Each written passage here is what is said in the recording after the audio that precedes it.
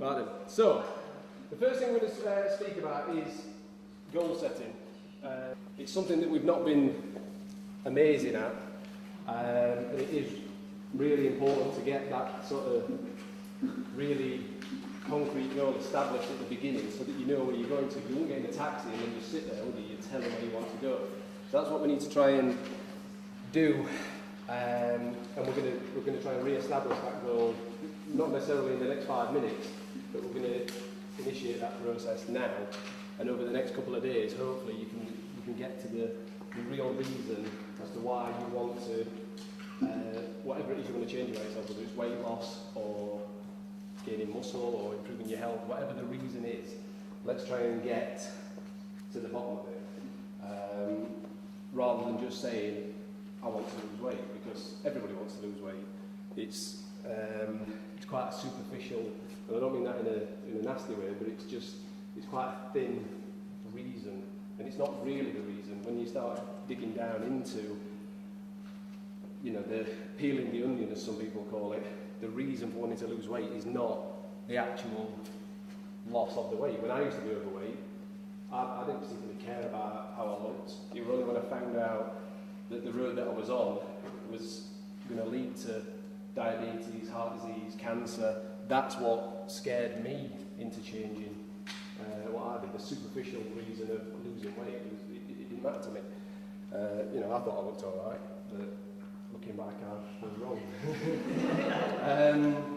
Luckily, my girlfriend at the time liked the fatty. And she was a feeder. Anyway.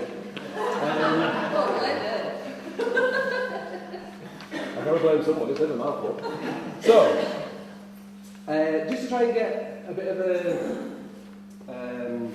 like I said, when I sort of changed my health, it was because my mum used to work at Western Park Hospital, so I used to go and see her, and I saw, what people that were suffering from cancer, I saw that as a kid. My mum used to bring home the, not every day, but a couple of times, she brought home the face mask they make for people, if they're having a radiation on the brain, so that, like, if they move a millimetre, it's game over. So they have to have the face clamped down and they have this mould made of the face. And my mum would bring that home, and me and my sister would try it on. But yeah, I saw these things as a kid. So when I found out that the stuff that I was eating on a day-to-day basis was more than likely going to give me colon cancer, and my mum had told me the stories about these people that had got colon cancer and having to have certain parts of the body removed that humans should never have removed, and then having to live with a bag on for the rest of their life. I thought, I don't want that. And that's what motivated me to change. To use prime mover as an example, and this 5 times why, it's basically, if you say to somebody, why do you go to prime mover? I don't like to use the general term of why do you exercise, because everyone that exercises should come to prime mover. So why do you use prime mover? So most people say, because I want to lose weight. But then what you need to try and do is dig down, well, why do you want to lose weight? I'm not going to put anybody on the spot here today, but what I want you to start doing, if you can ask the question 5 times, sometimes 4 times will do it, sometimes people need to go more than 5 times. But as a rule, 5 times will get you down to a real reason of why you're trying to do something. So, as an example for me, with Prime Mover, we want to try and open 5 sites in or around Sheffield. Because we don't need that many people to fill a site, we can, you've got Virgin Active with 7,000 members. We have massive facilities. If 7,000 members turned up to their place today, Sheffield will come to a standstill. But for us, we don't need that many members to fill a site, so we need to open sites near people. So I want to try and open 5 sites in Sheffield. So why do I want to do that? So that's the first why. Because we want to impact as many people as possible. We want to try and have a positive effect on as many people as possible. So why is that important? Well, for me, I think that will help me to make a real difference with my life. So why is that important? The big thing for me is that, you've got any seats, Scott? Yeah. Get a couple of chairs from somewhere. Yeah. Up your arse, maybe, I don't know. At the minute, if you put Paul Glasby into Google, you get about 2,500 results, I think, or 20,000, I can't remember. It's a lot of results anyway, and it's all based around DJing, okay? Now to me, that doesn't mean anything, really. I appreciate the fact that, you know, people enjoy coming out and play, Chris, but yeah, I want my life to mean more than, you know, if you went and played records to people, because it doesn't really mean anything to me. So why is that important to me? And like I just said, I think it's a pretty shallow thing to be remembered for. I don't want that to be my legacy. And why is that important? Because when you break it down, my dad has never, he doesn't really understand what the DJing is, but he's just never been impressed by it. So for me to be able to make a big difference by opening 5 prime mover sites, that is something that surely he'll be impressed by. So really, the big driver for me is to try and impress my dad. It's a lifelong thing to try and impress my dad. Now whether it'll happen or not, I don't know. He's 65, so the race is on. So that really, when I start asking myself, and you know, it might be that you sitting there now, you don't know why you're wanting to lose weight. You've just got to ask yourself these questions and try and get down and down and down to the point where you find out really what is the driver. But just try and dig down into why you're doing what you're doing, because if it's just to lose weight, it's not a good enough reason. You can lose weight on Weight Watchers, but you know, will you keep it off? Probably not. And this doesn't necessarily just apply to what you're doing at prime mover. It could be some sort of business goal, or like I mean, I've just illustrated with prime mover. It could be anything you're doing. If you work out why you're doing it, really why you're doing it, then your chances of sticking to it are going to be much better. Once you've got that reason and you know what it is, that's your island. That's where you're trying to get to. And prime mover is just the boat that will help you get there. Okay, so that's what we need to try and focus on. And for some people, the goal, Neil, for example, the goal that Neil had when he first came, how many years now? 5 months? Yeah. So is that 5 months? No, 7 months. Come to me for weight loss, not maths. In 7 months, how much you lost? 6 months. Right, so nearly a stone a month. Now, did you, in February, think you would ever be sat there saying that? So your goals have changed massively, haven't they? So your goals will always be, or could potentially always be changing. You know, it'd be nice to think that they are always changing, because the goal that you set today, you know, unless it's something completely ridiculous, you should be able to achieve it in 3-6 months. So then your goals have got to change, or you're not working towards anything, right? I've been waiting so we can keep going. All right. So yeah, with the goal, make sure you've always got something that you're working towards, okay? And you know exactly why you're doing it. Now, we're going to get into the nutrition side of things now. So when you first started, hopefully, we spoke to you about the need for getting your insulin under control, okay? Did everyone get to a consultation, a trial workshop? Anybody not? Right, sorry. Oh, but you've only just started, yeah. So this is... So most people in the room, and this is news to you, is that if you've got elevated insulin, which you will be doing through excess carbohydrates in your diet, okay, you will be suppressing glucagon. And glucagon's job is to tell your body to mobilise energy to be used. Okay? So while ever insulin is high and glucagon is suppressed, not only are we storing fat every time we eat, but we can't burn the fat that we've already got. Okay? And that's why the people that come to Prime Mover and do the exercise, and they're like, oh, I'm not really happy with my results, and this, that, and that. And then all of a sudden they get onto the nutrition. They might have been with Aisling that works for us. She's a classic example. She was with us for about 4 months and didn't really change at all. And then at the at Christmas, I was talking to her, I said, look, January, just get onto the nutrition. You've got to do both. And then It all happened for her. Because you've got to do both together, okay?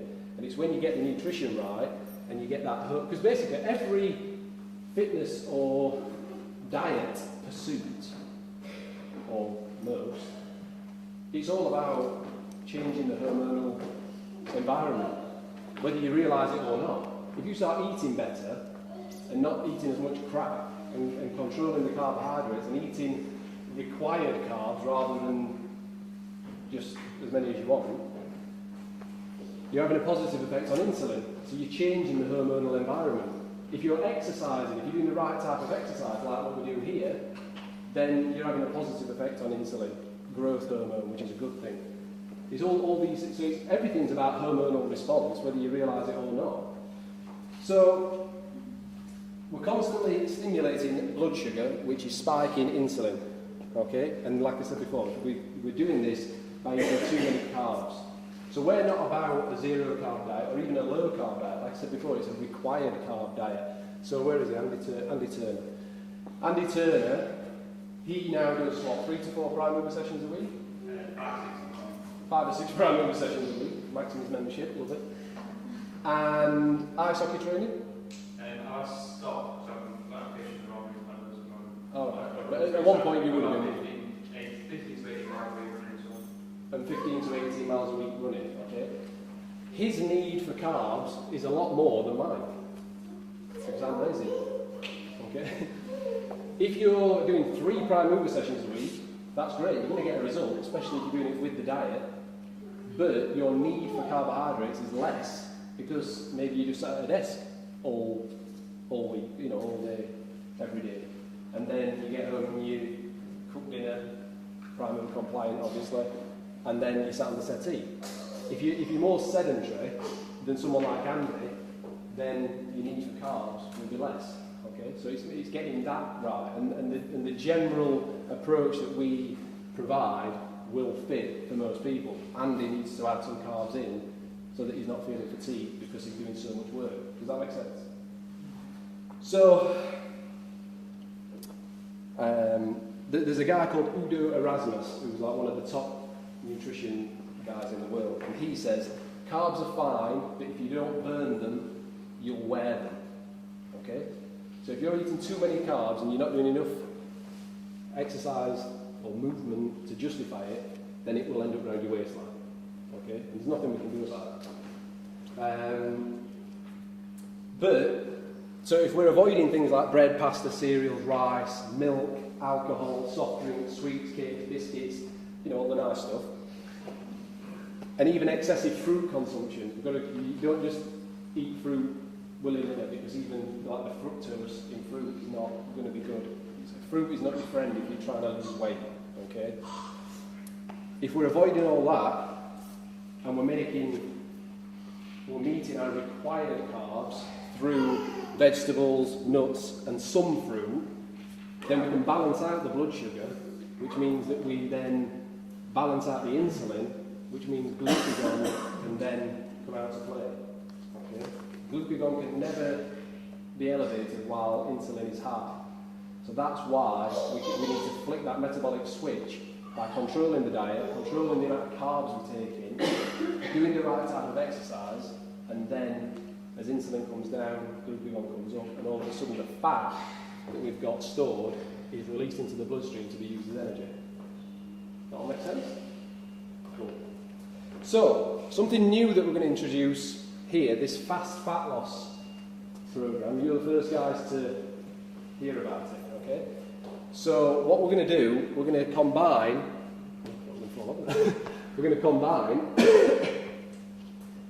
a fasting protocol with the 60-minute muscle diet that we did. Did you do it? You did it.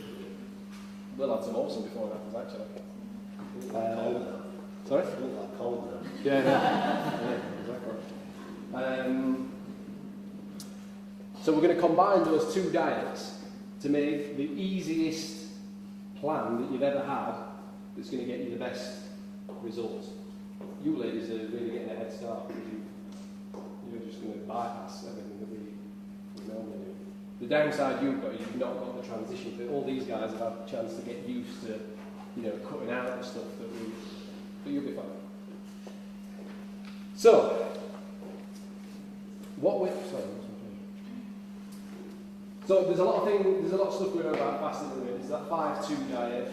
But the problem with that is a lot of people are doing on the days where they are eating, they're just eating whatever they want, and that defeats the object. If we're adding toxicity into the body, we're going to compromise the liver, which we'll cover later on, and that is, we still need to eat clean, okay? One of the main, we're going to have a structured fast and feed window every day, so it's not like we eat on some days and not on others. We're going to eat every day, but there's a certain window of time that we will be eating on each day, okay? And you can make that fit. I'm not going to dictate to you when that is, but it's going to be a specific time. It's 8 hours that you can eat, okay? Now, if that suits you to start eating at 10 o'clock in the morning and finish at 6 at night, that's fine. That don't work for me because I'll just get to lunches at night time. So for me, it makes sense to delay that as long as possible. I can do better in the morning with no food than I can at night. Okay. The first few days are going to be a little bit tricky because there's a hormone called ghrelin that is like the hunger. Well, it is the hunger hormone. So it's basically stimulated by hunger. It makes you feel hungry, but then when you get hungry, that then stimulates more. So then you feel even more hungry.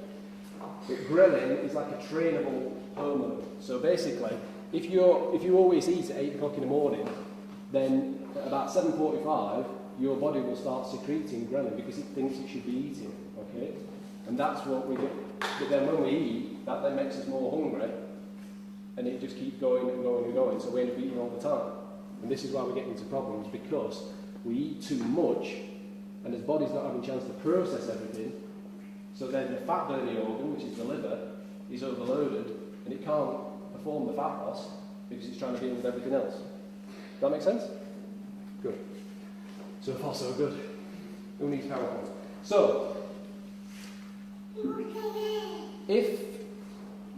the first few days will be a bit of a challenge because you are going to feel hungry, and you've got to try and overcome that. But when I did this, I started doing this when I was in New Zealand. It's all gone to crap. I said crap. It's all gone to crap since I've been back. I've had this virus, but I'm back on it. Well, in fact, I'm going to do this with you guys. Okay, so I'm going to be because I need this as much as anybody else.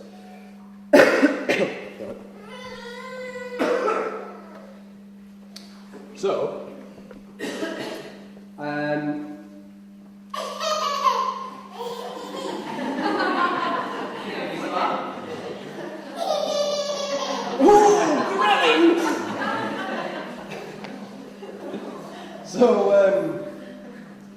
the positive effect on insulin that this will have, by having an extended break from food, our bodies can fully clear and erode blood sugar from our bloodstream. So basically, this is like a daily insulin reset on like a small scale. But every day we do this, it actually pushes us closer to insulin sensitivity, which is what we want.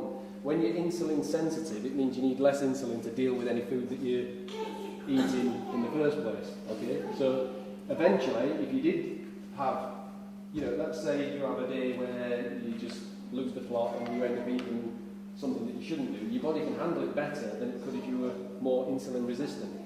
Does that make sense? Okay. So over the days and weeks of the program, so we're going to try and do this for 30 days. But at the end of the program,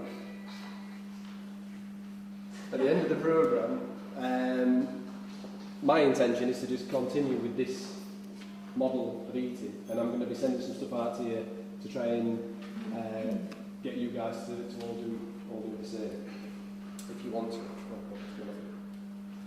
So, in an insulin-sensitive state, we're able to process the foods that we eat more efficiently. In the opposite scenario, the one in which most people are living, our ability to process those foods is diminished. Cells are closed off to the signal of insulin, meaning more is poured out into the system, which means we have more of a problem. So it's just a downward spiral. okay, unless we do something drastic to kick ourselves back the other way, and that's what this is about. The long-term effect is a slow step-by-step transition towards diabetes. So basically, the more carbohydrate we pour into a system, and like we've said many times before, for most people, they don't think they're eating too many carbs. They don't think they're eating too much grain-based carbohydrate, especially. But when you break it down, if you're having cereal for breakfast, a sandwich at lunch, and pasta at night, which most people, before they came to Prime Movement, were doing, the amount of times we've sat in that room and said that to people, you go, how do you know that? It's because that's what everybody has, in some form or another.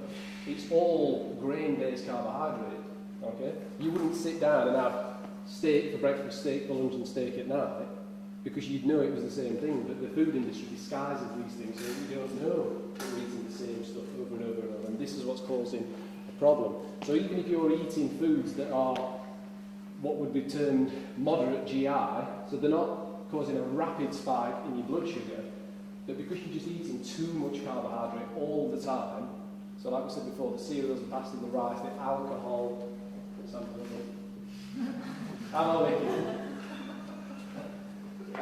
all these things that add to the glycemic load just means we've just got a higher baseline of blood sugar than we ever should have, which means we've got a higher baseline of insulin. And this is the step-by-step towards diabetes, okay? The longest period that we ever have to be able to completely rid our body of blood sugar is when we're asleep at night.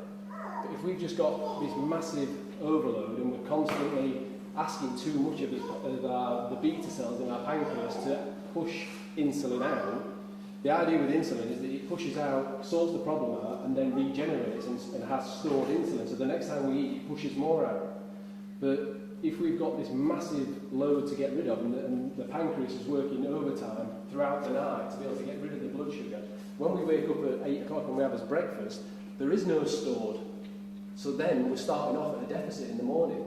And over the days, weeks, months, and 10 years later, that's when you find out you've got diabetes. Because it's just this constant, every morning you start with a deficit and you never quite get to catch up. I know that sounds quite, depressing, and it is. If you found out you've got diabetes, it would be depressing. But you guys all know what to do to get away from it now, so that's what we're going to try and do. So the idea is, with the fast fat loss approach, we're going to push our first meal. So we're not really even going to call it breakfast because we're going to be having it around sort of lunchtime. We're going to push our first meal back a few hours, thereby giving us more time beyond the standard 7 to 9 hours where our bodies have to deal with food. Okay? So, another benefit. It's the upregulation of growth hormone, right? So, ladies, don't freak out because growth hormone is not all about, you're not going to get bulky if your growth hormone goes up. What you will get is better skin, more muscle tone, more energy, loads of benefits.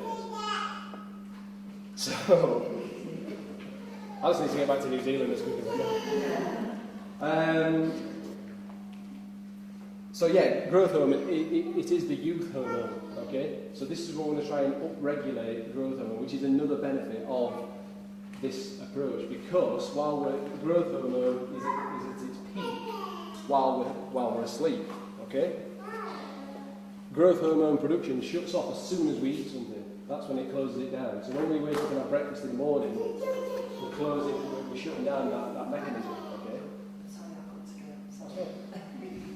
I don't want to, but I've got to. So, Heather, just leave it in, in fact, no, it's fine, no. Well, you do need to go out that way, yeah, that's true. But I'll send you an email. So yeah, by delaying the first feed that we have in the day, we allow growth hormone to actually continue to be produced. Okay? And only when we start eating, obviously we've got to start eating at some point. Okay? Cheeky. So the more growth hormone we've got in our system, the better that's going to be as well. So that's another benefit. Okay, so if this is just to try and illustrate the problem that you could potentially find yourself in, that the root to that problem that you would probably never find out. Okay? So if we're eating too many carbs, insulin is going to be increased. Right? Did she book a place? I don't remember seeing her name. So if insulin is high, that's going to have an effect on cortisol. Okay? When cortisol is affected, that's going to increase estrogen. Okay, so that goes up. When estrogen, I can't even say it. What was I saying? Estrogen. Estrogen. When estrogen is increased, there's an increase in a thing called thyroid binding globulin. If anyone came to the hormone talk that we did, globulin is like the like taxi drivers for your hormones. Okay, so we need globulin, but this particular one, thyroid binding globulin, is increased, and what that means is that thyroid function goes down. So you go to your doctor and he says, right, you've got an underactive thyroid, so then they start giving you medication for it to directly treat the thyroid. But the problem is that you've got too much thyroid binding globulin because you've got too much estrogen, because your cortisol's been affected because you've got too much insulin. Okay? And your doctor doesn't say to you, have you got a high carb diet? They'll say, take this thyroxine or whatever. Okay? So that's just to try and show you that this is not all just about getting your carbs under control so we can sort your waist like that. That's one effect. But this is the type of thing, and this is just one effect it can have. I mean, there'll be thousands, all these hormones and all the other hormones that are in your body are interlinked all the time. When one goes up, one has to go down. When one goes up, another one has to go up to balance out your system. Okay? So just be aware of that when we're overstimulating a hormone through something that we're doing, whether it's something we're eating or a situation that we're in, which we'll talk about stress in a minute, it's having a knock-on effect to everything else. Now, I'm not an endocrinologist, so don't start firing questions at me. I'm just saying, like, from what I've read, this is what we've got to be aware of. Okay? So, the plan for the next 30 days, we're going to aim for a 16-8 fasting-feeding ratio. That means you go 16 hours without eating. Now, most of us are asleep for 8 hours anyway, so there's only 8 hours that we don't have to eat. You probably don't eat for an hour or two before you go to bed, so that gives you 10. So really, all we're doing is we're getting up in the morning and we're waiting, whatever the difference is, 4 hours? 6 hours. 6 hours. I told you we're no good at maths. So all we're doing is delaying the first feed by 6 hours. For me, I go 12-8 or 1-9, so I'll eat between 1 and 9, and then be in bed for 10. Okay? You need to decide what your optimum window is. Now, if you're someone that works shifts, then you can make this work for you. It's not like you've got to eat between 12 and 8, or it's just whenever suits you. Okay? So you can make it work for your lifestyle. The first few days are a bit weird, and you've got to try and get past the hunger. But a couple of herbal teas, the odd black coffee is not going to kill you. Plenty of water, that's fine. It's not like you don't have anything. You keep hydrated. Okay. We still need to be vigilant about what we do eat. So it's not, like I said, these people that are doing that 5-2 and then just eating whatever they want on the days that they are eating. That's not the idea. So we're going to keep the diet clean, we're going to keep the carbs under control, and the 60-minute muscle plan that we did, that was, I mean, on that we would have breakfast at a normal time. We did actually delay it by a couple of hours, didn't we? We'd train and then we'd have a couple of hours after. But it's so simple to do. You've got a power shake that you have as your first meal. Then the second meal is your biggest meal, which is protein and vegetables, and then your last meal is protein and salad. Annalise is just at Staples now getting you your 7-day meal plans printed out. And she'll be back in a minute. So when she comes in, give her a little, what are you looking at? You don't even know what I'm saying. Just had to ring her every time someone came. We've got another 2. We've got another 1. Paul, Sorry. is it worth just reassuring people about exercising in a fasting state so that people on delay when they're eating, they know to come to the morning exercise classes? Because they worry about exercising before they have eaten. So a lot of people think they'll feel weak. Yeah, I mean, my advice would always be never eat before you train anyway. I used to be the person that would get up and have a protein shake and a banana, and then, 30 minutes later, I'm in there trying to train, and there was one morning I woke up and we got nothing in, and I thought, oh, that was going to be awful. And I had the best session I've had in years. Training, because basically if you eat in the morning, if you're training at 6:30 and you have something even at 5:30, I mean, no one's going to set their alarm and eat at 3:30 so that they're ready to. If you eat half an hour or even an hour before, your body's not digesting that. You're not training off that food. The fuel that will get you through that workout is the meal that you had the night before. Okay?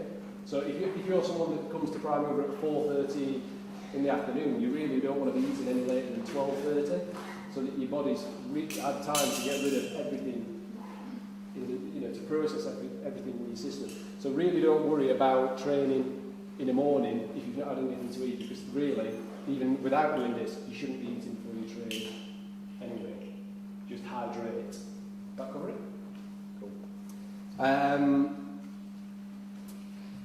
We're keeping within the required carb range, so there will be vegetables freely consumed, nuts, berries, which will be in the shake, and maca, because maca's a carbohydrate, but we're having a spoonful of that, but the benefits you get on a hormonal level from maca, with it being an adaptogen, it outweighs the bit of carb that we're going to be taking in.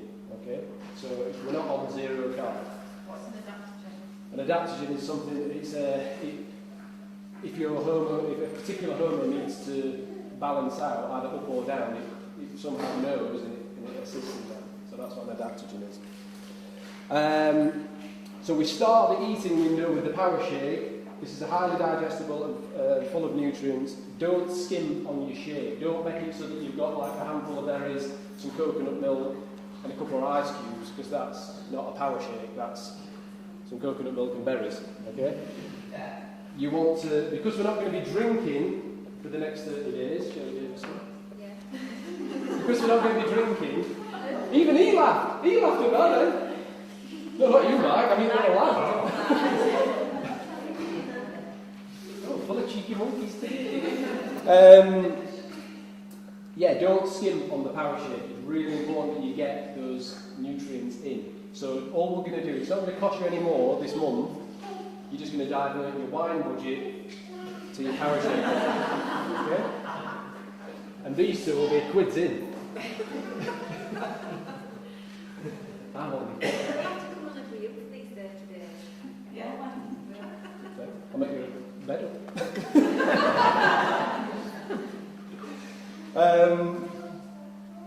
The second meal of the day is the biggest. That's your big meal, okay, and that's going to be protein and vegetables.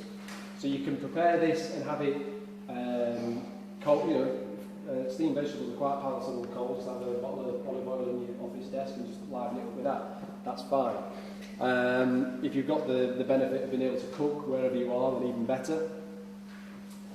That your second meal is going to be around, if you start eating at 12, your next meal is going to be 4 or 5 p.m. if you stay somewhere else. So evenly, and then your last meal is going to be at 8. Where are we? And your last meal should be consumed by the time your eating window is over. So if you're doing 12:8, don't start eating at 8, because that's going to make it at 12:30. You want to start eating at 7:40 so that you're finished by the 8 o'clock. And that's going to be protein and salad, and that's tapering off the food that you're taking in, making it easily digestible, so that when you're asleep at night, your body's not burdened with trying to break down too much food. We're keeping to a moderate protein intake so we don't go into a muscle breakdown phase, because you will be in a lower carb than normal transition phase. Once you've gone through that transition phase, then you'll be able to live at that. It's not like we're going low carb constantly. It's just that it's going to be lower than what you're used to. Maybe some of you will.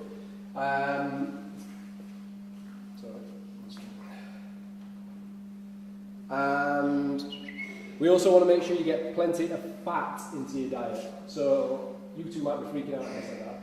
We want loads of fat in the diet. Fat doesn't make people fat.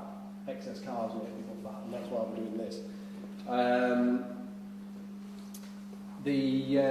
If you're a sugar burner, which most people are, then you've got.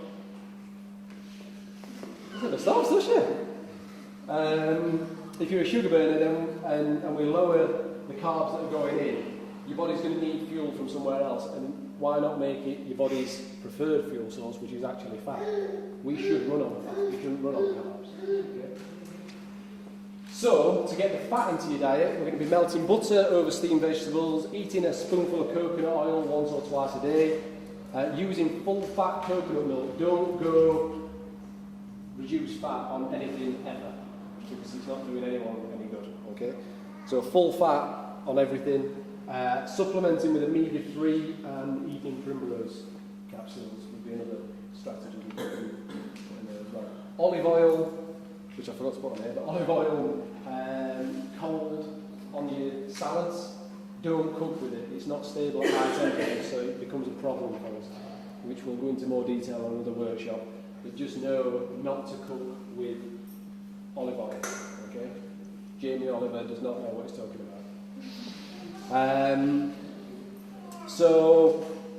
And then with that, we have plenty of water. Okay, there's too much stuff to go into detail on like today. So if there's any questions you've got after, like why we're not putting olive oil, if you leave your email address, I'll be emailing you. You can just send questions back, and I'll answer it. I'll answer it then. Okay.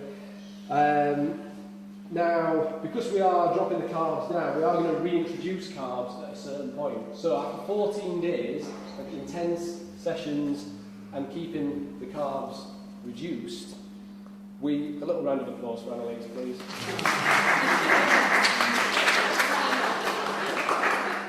After 14 days, we should start becoming more sensitive to the carbs that we're eating. We're re-establishing the insulin sensitivity. So, on day 14, and I'll keep in touch with you over email and remind you of this, post-workout, we're going to have some fast-acting carbs. So that could be a handful of dates to drive through, 6 or 7 dates, or a banana, something like that. And that's post-workout. You've got to consume it within 30 minutes of finishing your prime mover session or whatever session you're doing. And that's the only point you will be taking in any carbs other than the vegetables and the nuts and the berries. Okay? On non-training days, we stay to the required carbs, which is the what I just said, the vegetables, the berries and the nuts. This way we'll be using our body's natural responses to burn fat and look awesome. But the email support will guide you through it, so make sure you write your email address down if you want hassling from me on email. Right, stress. So I've always known that stress, it always gets said that stress leads to heart disease, the silent killer and all that. I've never actually understood the mechanism of that. I've just sort of took it for granted. But I've actually been reading about it recently, and it is quite interesting.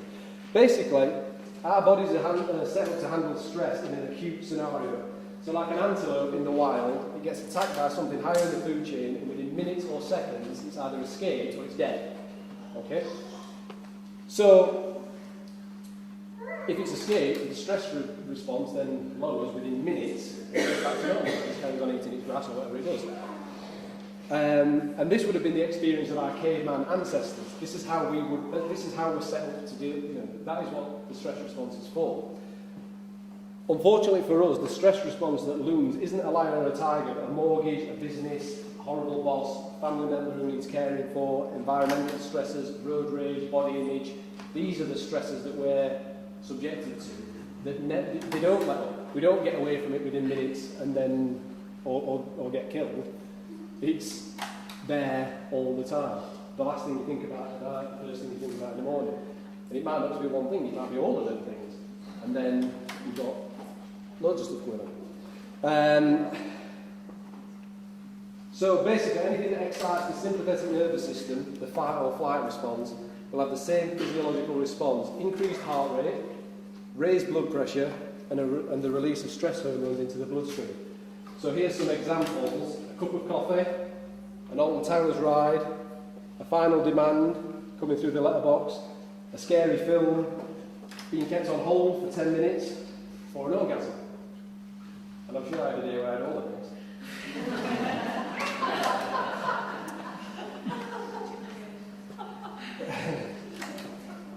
I missed that one. So,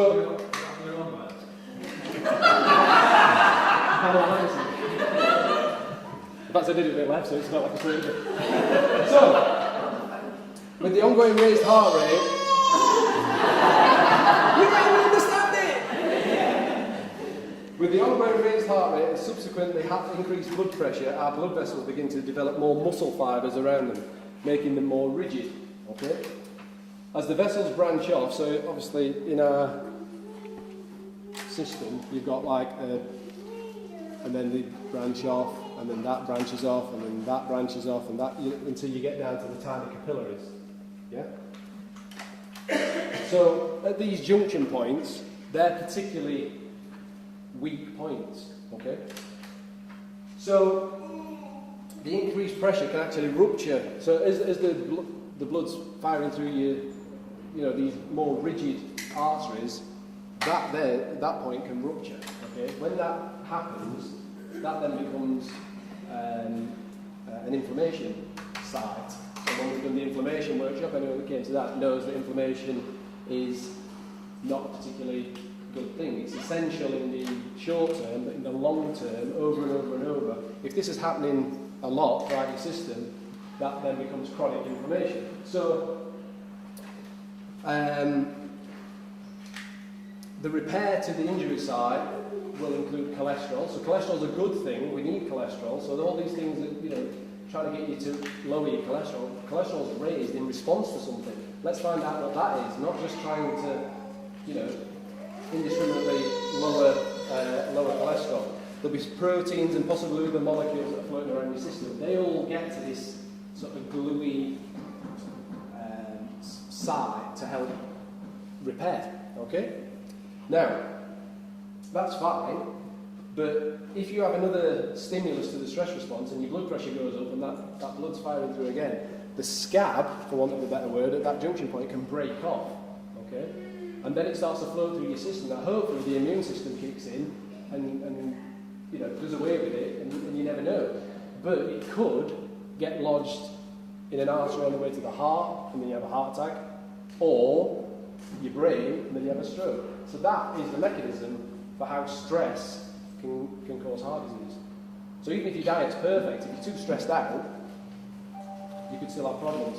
So what we need to try and do is, if we can get stress under control, we'll be sending you some stress management techniques through on email, and we get the diet right, then you really will be a fat-burning machine, because the increase in the stress hormones actually have an impact on insulin.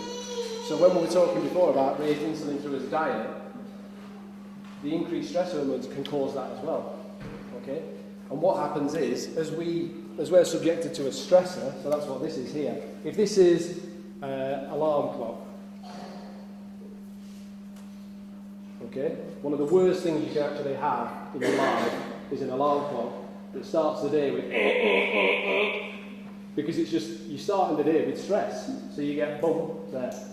Then you get downstairs, you watch the news, bump.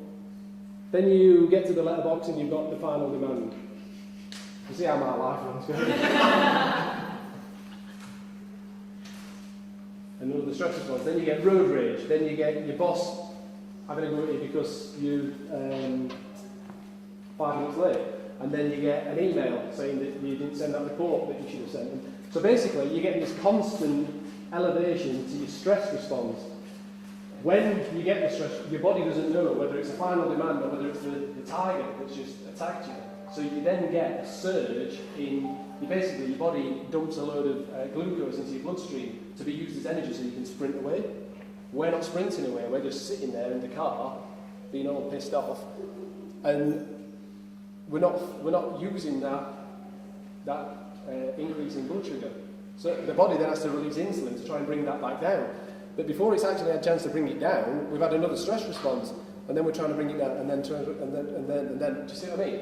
So basically, we can go through the day with elevated insulin, even when his diet's perfect. Okay? Just to add insult to injury. So, a little story very quick, like. You all know Cole? Yeah? You should have seen him last night. I basically got his keys for prime number 1, and he rang me at 3:20 and said, I've forgotten you got my keys, Keith. So I said, I'm on my way down. When I got down there, he was shaking. He got stopped by the police. He's 22 years old, he's never spoke to a policeman before. And honestly, they were absolutely like, fully shook up by it. So Cole's stress response yesterday. I bet he's fatter today than he were yesterday. Okay, so basically that's why if we get stress under control and get the diet right, it's just going to be awesome because that insulin's going to come right down. We're not going to end up with these problems. We're not going to have glucagon shut off, and we're just going to be burning fat. And the sessions that you're doing here are just going to eat it all up like that. Okay? So, some tactics for reducing stress: relaxation techniques like yoga, Pilates, deep breathing exercises. Actually, learning to breathe down deep into your belly. We all breathe to here because none of us want to look fat by our stomach sticking out when we breathe. Breathe down into your stomach, get out into the open and actually get some fresh air. The stretch routine that we do at the end, just running through that, we're going to have that as a video on the new website, which actually should be launched any minute, I think. But look out for that. So you can follow along that stretch routine. What are you doing, Chicky Monkey? Getting to bed early, getting 8 hours sleep, listening to chilled out music, reading a book. I'll send you some of these things through anyway. So that's going to help get your stress under control. Okay, I don't want to keep you too much longer. We need to look after the liver. If we look after the liver, our hormone function will be optimised, okay? What I might do is actually update you with the rest of this stuff over email so I'm not keeping you too much longer. The one thing I do, I'll just quickly run through this. So, we can help the liver by staying hydrated beyond 2 litres a day. 2 litres a day should be your absolute baseline, okay? We're all different shapes and sizes, we're all doing different things, we're all in different environments.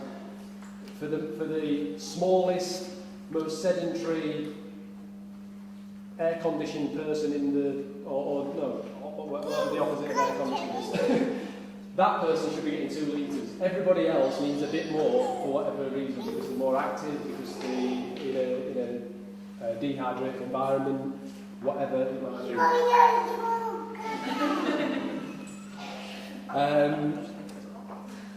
Keep carbohydrates to required carbohydrates. If we're taking too many carbs in, the liver's having to work overtime to be able to do something with those carbs. Okay. Avoid all processed foods and trans fats and alcohol. Well, put here, minimise alcohol or eliminate it. 30 days, it's easy, Shelley. Come on, you can do it. Be strong. Consume fresh citrus juices. So that could be a lemon juice squeezed into a pint of water. Start the day with that. That's really cleansing for the liver. Allowing the body to reset, which we'll be doing naturally anyway through the fast.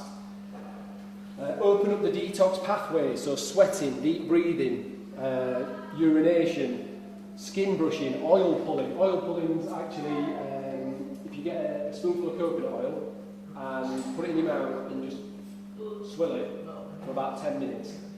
Okay? 10 minutes, and it draws the toxins out of your system. Kelly was doing it before I left. You should see her teeth.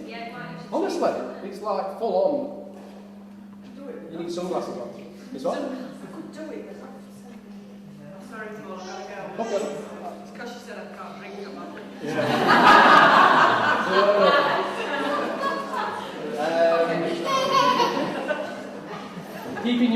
spaced out, so allowing the body to process one meal before it has to tackle another. Then liver support supplements. So basically, when we take your email address later on, what we're doing is, if there's a liver health formula, I'll be using it on this, and we're suggesting that people use it. You can get the liver health formula and omega-3 supplements at cost. So if you let us know, we can get that sorted out for you. We'll get it and get them to you. So that's like 30% off. So if you're interested in that, then let us know. And like I said, there's going to be an ongoing email support. I've got it all planned out for the month. It starts on Monday. So if you get your email address down, the last thing that we're going to do is we're all going to get a accountability partner.